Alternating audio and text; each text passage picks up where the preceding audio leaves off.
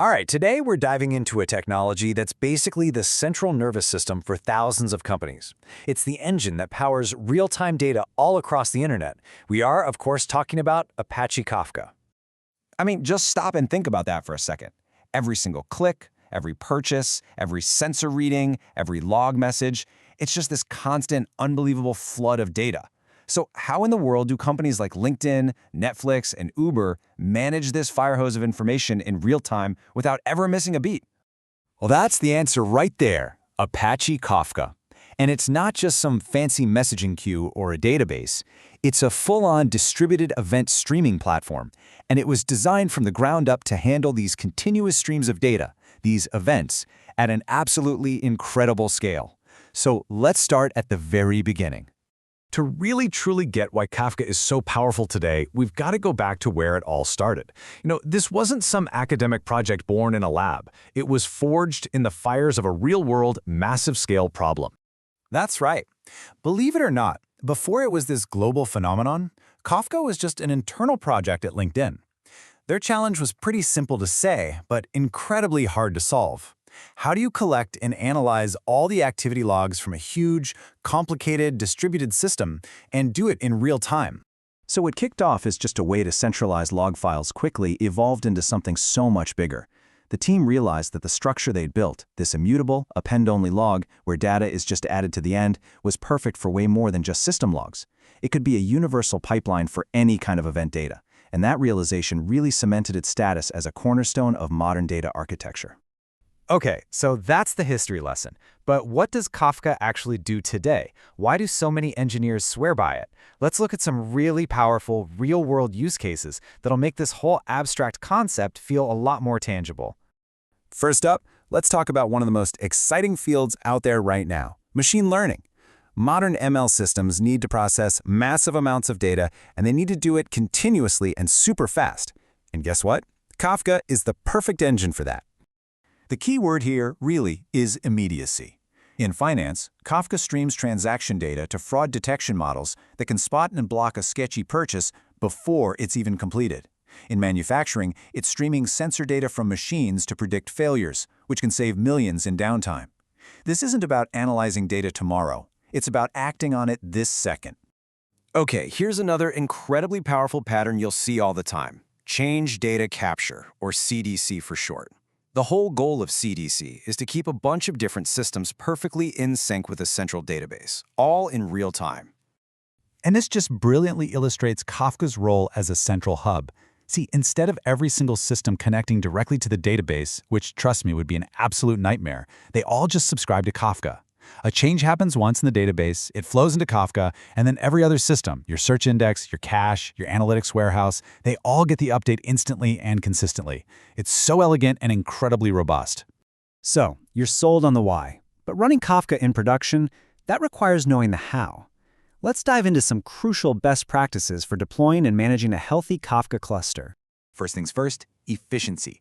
One of the simplest but most effective optimizations is batching. Sending messages one by one creates a ton of network overhead. But by grouping messages into small batches, both on the producing and consuming side, you dramatically improve your throughput and cut down on latency. This is absolutely foundational for high-performance Kafka. Now, this is probably one of the most common questions you'll hear, and getting the answer right is crucial.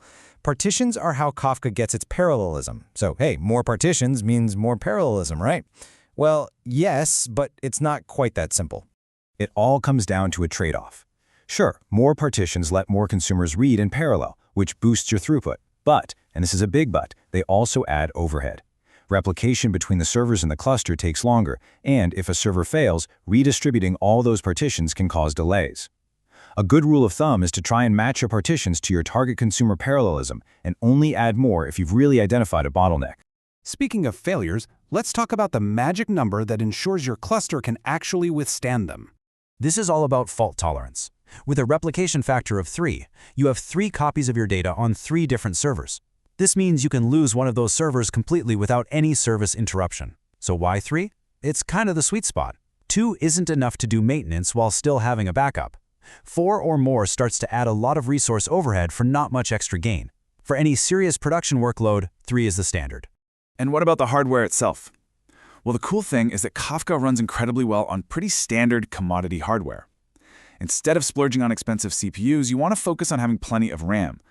Kafka leans heavily on the operating system's page cache to serve data quickly, so more RAM means faster reads.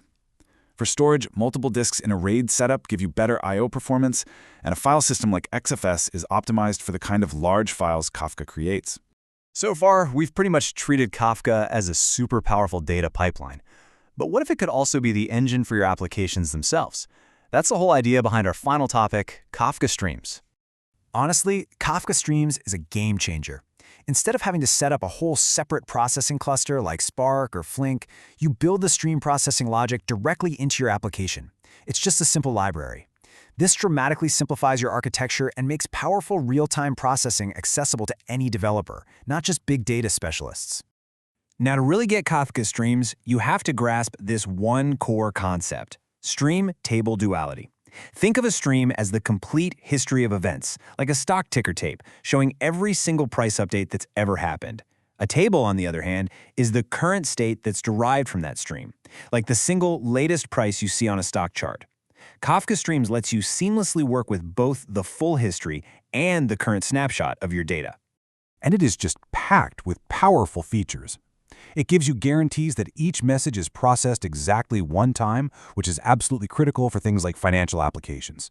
It can handle stateful operations like joins and aggregations right there locally, making it incredibly fast. And because it's built on top of Kafka, it just naturally inherits all the fault tolerance and scalability you'd expect. You know, when you step back, from a simple log aggregator at LinkedIn to a full-fledged event streaming platform that's powering the world's most demanding applications, Kafka has fundamentally changed the data landscape. It's enabled this massive shift away from batch processing and toward real-time action. So the real question for developers and architects today isn't if they'll encounter event-driven systems, but how they'll leverage them to build the next generation of intelligent, responsive applications.